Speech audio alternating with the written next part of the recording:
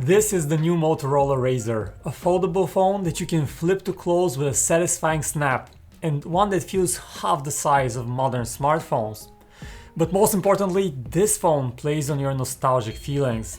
It's been nearly 15 years, and only few phones have touched the same legendary status of the original Razr, and this new one does everything it can to remind us of those times.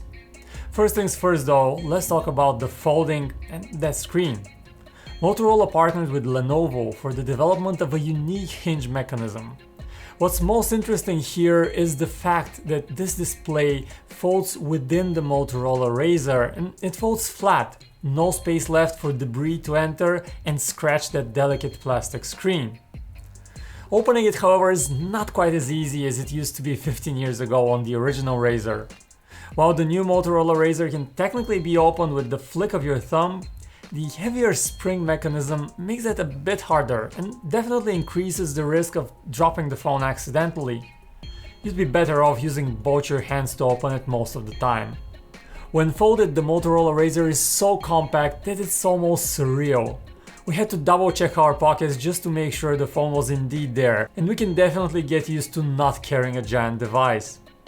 The first thing that you notice when you take the Razr in your hands is of course the small 2.7-inch external screen. While it's so easy to get it smudged with fingerprints, it's also surprisingly useful. Aside from telling the time and showing you incoming notifications, it could be used to interact with any app or feature on the phone. And if you feel tight on space, you can unfold the Razr and continue from right where you left off on the main screen. At the back of the Razr, we have that neat dotted pattern that feels great in the hands and adds a reassuring grip. And even this design aspect of the phone feels nostalgic. The chin at the bottom, however, is an acquired taste. The main reason why the Motorola Razr has such a large chin is you guessed it, to play with the nostalgia factor, but I have to admit that it doesn't feel out of place in this phone at all, and in fact it helps with the grip. And once you pop the lid open, you're greeted by the 6.2-inch main display. It's an OLED one, which looks and most importantly feels great. When open, it gets almost perfectly flat and you cannot feel much of a crease in the middle. On the software front, we've got a Motorola-fied version of Android 9 Pie. There's absolutely nothing groundbreaking here. You have the Moto gestures and the familiar Android look. But you should know about one trick. This phone has one of the coolest Easter eggs ever. A built-in full interface retro theme that immediately throws you back at least a decade. The lower part of the screen turns into the good old Moto keyboard, while the upper part simulates the rudimentary, low-res screen of the original Razr. You can use T9 text input, tap the virtual D-pad to get around the interface, and even check your texts. It's not something that you ever use in real life, maybe except to prank your friends, but it's just so cool and we love it. In terms of cameras, Moto makes full use of the foldable design and you can use the main camera to take selfies. There's also a dedicated selfie camera built in the notch on the main screen, but you're better off using the main camera for its superior image quality. Overall, however, image quality is not quite comparable to the very best phones out there, like the latest iPhones, the Google Pixels, the Galaxies.